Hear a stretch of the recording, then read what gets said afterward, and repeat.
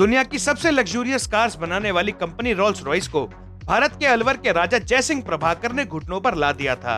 दरअसल हुआ यूं कि सन 1920 में भारत से दूर लंदन में राजा साहब अपना टाइम नॉर्मल स्टाइल से बिता रहे थे और एक दिन वहां अकेले सिंपल कपड़ों में रोल्स रॉयस कार के शोरूम में गाड़ी खरीदने के इरादे से गए। पर जब शोरूम में सेल्समैन ने उनके कपड़े देखे तो उन्हें बेइज्जत करते हुए गरीब भारतीय समझकर शोरूम से बाहर निकाल दिया। शोरूम से बाहर निकाले जाने के बाद राजा जयसिंह प्रभाकर सीधा अपने होटल गए और अपने नौकरों से रोल्स रॉयस के शोरूम संदेशा भिजवाया कि राजा साहब शोरूम पहुंच रहे हैं।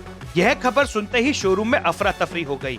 राजा साहब अपनी राजाओं वाली वेशभूषा में पहुंचे, जहां उनके स्वागत में रेड कारपेट भी बिछाया गया।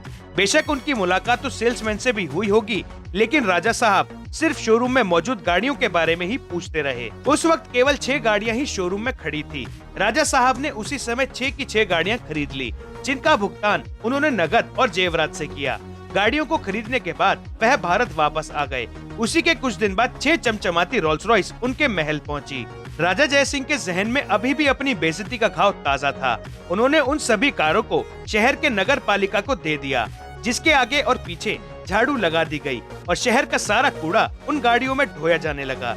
यह बात जंगल में लगी आग की तरह फैल गई कि राजाओं की सवारी माने जाने वाली कार को भारत के एक शहर में कूड़ा उठाने के लिए इस्तेमाल किया जा रहा है। इस खबर के बाहर आते ही रोल्स रॉयस की छवि को बहुत हानि पहुंची, जिसकी वजह से उसके शेयर्स भी गिर गए। इस घटना के बाद रोल्स रॉयस कंपनी ने चिट्ठी लिखकर राजा जयसिंह जी से माफी मांगी और इसी के साथ उन्हें 6 कार और गिफ्ट करने की बात कही। इस चिट्ठी के बाद राजा साहब ने माफी कबूल की और नगर पालिका को आदेश दिया कि और कूड़ा उन गाड़ियों से ना उठाया जाए। तो दोस्तों, इस तरह राजा जयसिंह ने अपनी बड़ी ही सूझबूझ से ब्रिटेन की सबसे बड़ी कार कंपनी का गुरूर तोड़ दिया। अगर आप ऐसी ही इंटरेस्टिंग कहानियाँ सुनना चाहते हैं तो इस चैनल को सब्सक्राइब कर लीजिए। Thank you for watching.